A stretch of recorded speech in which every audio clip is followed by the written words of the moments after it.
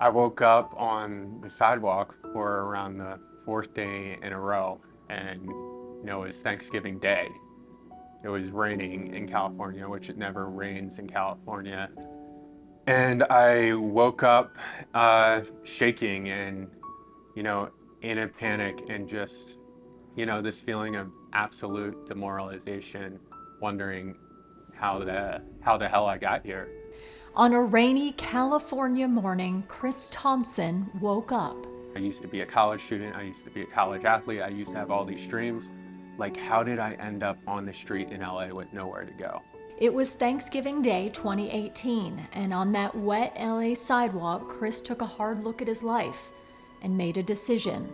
That day would be the first day of his comeback story.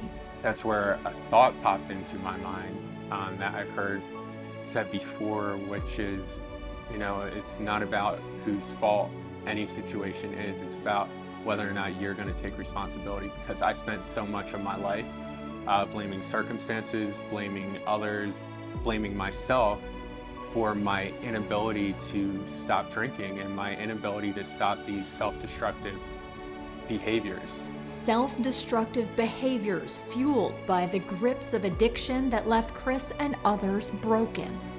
I've had the experience of calling 911, doing CPR and it working, and I've had the experience of calling 911, doing CPR and it not working, and it being too late. And the thing I've recognized, for those friends that I've had along this journey who are no longer here, is they died because they thought they were alone. As day 1 turned into day 30, and then day 60, Chris began to overcome his addiction and turned his focus to helping others not feel so isolated. He built an app in his garage called Sober Sidekick to support those battling addiction by offering connection driven by an empathy algorithm. Immediately day 1, there weren't many users. We didn't have money to promote it. We didn't have many resources. We didn't have many users, but they were all supporting each other as a result of the empathy algorithm. And that's when we knew this was something we're scaling. That's when we knew this was something, to put all of our effort into. The app grew as thousands of users joined the platform, and Sober Sidekick began generating revenue through paid partnerships with treatment centers. Facilities paid a flat monthly rate to be promoted on the platform. It was very easy to generate that initial revenue. We 10x'd our revenue in like 6 months.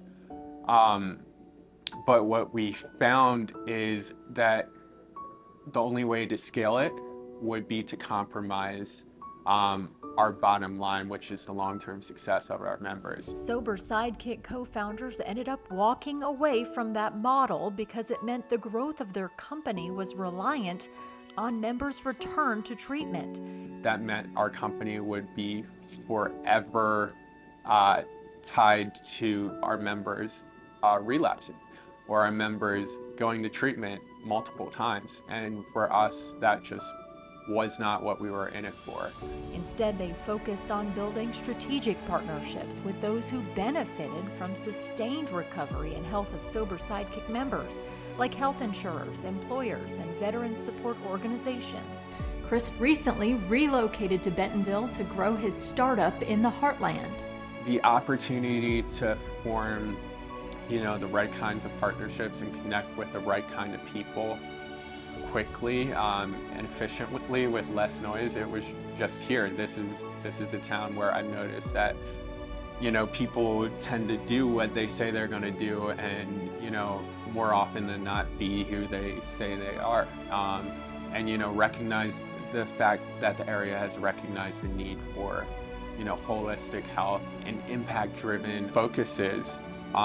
It just led to so much opportunity cost and FOMO in my mind, where it was just like, how can we not move here?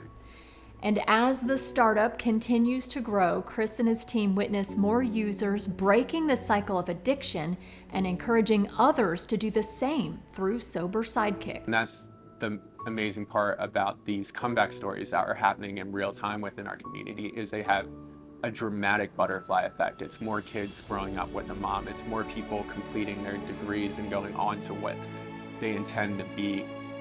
You know, it's just more people living life and experiencing life on life's terms. And you know, that's our goal, that's our mission.